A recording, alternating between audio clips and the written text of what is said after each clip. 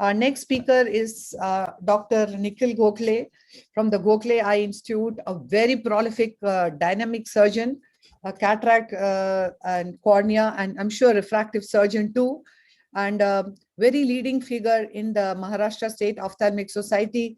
And I remember myself attending any number of meetings with him being the scientific committee chair, and the kind of programs which he has brought out would always stay in our minds. So on to you, Dr. Nikhil. He's going to have a very good teaching video for us to see. Thank you, Dr. Chitra. I must confess, I am neither a phaco expert nor a phaco teacher. So this video is basically with the purpose of trying to learn from the experts, because I often struggle with my cataract surgery. So I will just start it. So this is basically about a one-eyed patient with an extremely shallow anterior chamber with a very small rigid pupil. As you can see, he had a PI done, and the other eye was lost following cataract surgery with a very senior doctor. So preoperative mannitol was given. So I would like to learn the various ways by which we can tackle these difficult cases from the experts.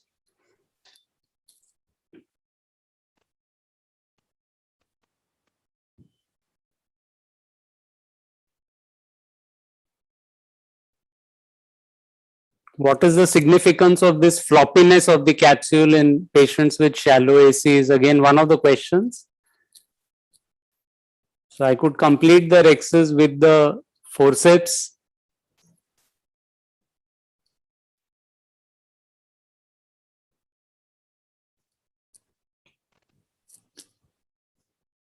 It's quite often that in some of these sticky cases, not able to do a proper hydro procedure.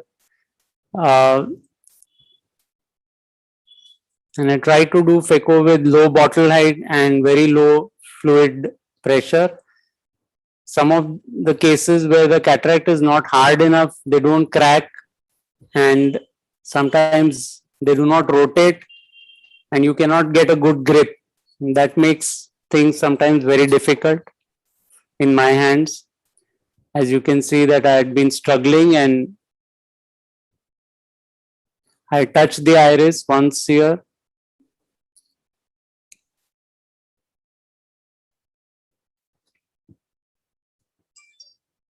Wondering whether the zonules were stretched.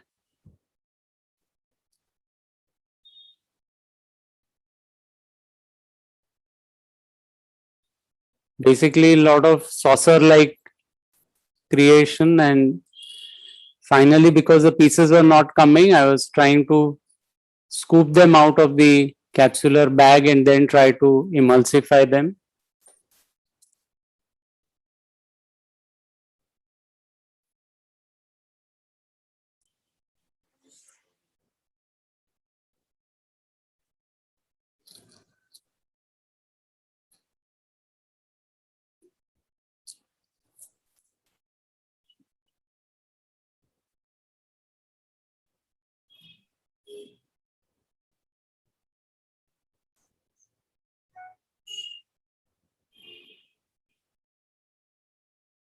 So I was treating this patient because his other eye had a corneal decompensation, glaucoma, and he finally lost his eye. So he stuck on to me, of course, but as a cataract surgery, it was a difficult task for me.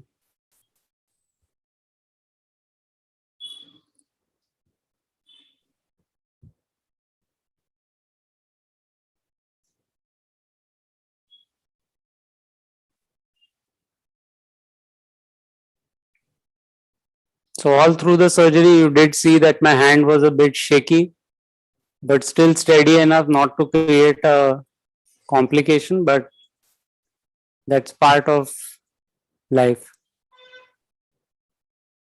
And the patient did well. This is first day picture, and subsequently he has a good outcome. And I would like to learn from experts as to what are the mistakes I may be making and how we can all improve upon it. Thank you. Before we go on further to the other questions which you asked, would you prefer to use a scleral tunnel, or sort of you have made a scleral incision in difficult cases? or is it because you expected this is a patient could be having, did you see the disc of this patient? You think this patient had glaucoma too? No, he's a patient with glaucoma, but his pressures were well controlled and the disc wasn't very bad. He had already had a YAG PI in this eye. The other eye had a trabeculectomy, cataract surgery, and had glaucomatous optic atrophy. But this eye, the disc was not very bad. And I very often still use scleral incision surgeries. So I am comfortable with that. So I went ahead with scleral incisions. What would be, it is also an eye with a shallow anterior chamber, right? Yeah, extremely shallow. Extremely shallow. So in these cases, we expect a lot of positive vitreous pressure. So surgeons know that they have a very difficult case in front of them. So that could have also been a reason for you to have done a phaco alone and not a phaco trap. His pressures were subsequently also controlled with one just drug. So it was like a fellow eye of a patient who lost one eye to glaucoma, and the anterior chamber was very shallow, and he had a PI. So the glaucoma wasn't the real problem, but the shallow AC with a large lens, it was a large sized lens in a small eye sort of thing. Okay. So Dr. Saurabh, I would want your thoughts on it. Like the question which he has asked us, what were the challenges which happened? Why were the iris floppy in this? I expected it to be floppy in this particular case. And what would be your tips for the placement of hooks in these cases? Yeah, I think first of all, I think Nikhil sir, we know he is a fantastic surgeon and he is just too humble, Because I don't know why he was so modern. Yeah, no, he is always like that. So that's why he is the best. So I think what I would do, I think these are very difficult cases. These are relative microphthalmos, which we call them, because I think axial length was normal, but anterior segment was very narrow. And he did all the things very well. What I would do a little differently might be, I think preoperative mannitol, if I might have missed whether it was given or not, maybe it was given. So that will reduce the, vitreous. And during hydrodissection, I think he used the iris hooks well. So I think that takes care of the iris well. Because if you do hydrodissection, particularly in such cases, without putting any pupil expansion device or iris hooks, the iris prolapses immediately. So, but even after putting iris hooks, multi-quadrant hydrodissection in small amounts is very useful so that you have complete hydrodissection. Sometimes you may not have a complete hydrodissection right at the start. So like as usual, you go with the trench and groove, divide the nucleus and again do hydrodissection till you get a nice nucleus rotation. Because if you're stuck with nucleus rotation, the things become very difficult. Now, these patients actually do not have a zonular weakness. I call it something like a anterior zonulopathy or anterior zonular laxity.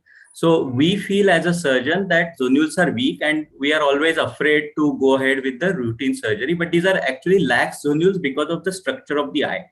What is most important is not to catch hold of the anterior capsule during the surgery. So make sure during your whether you are doing trench divide or you are doing chopping, make sure your phaco probe is away from the anterior capsule, because if you catch hold of the anterior capsule, you lose, because then the zonular dialysis can occur and then it becomes, then you have to put a CTR and then the cortex is stuck. So all these things happen. I think what I will do in such case, because I use a Ozil platform, I will do a very deep groove right at the start without thinking of anything else and divide the into two halves. Clean divide right from one end to another. I think that makes this whole surgery very simple. Most of the times we struggle if we don't divide it completely right at the first instance, and then the posterior plate is stuck.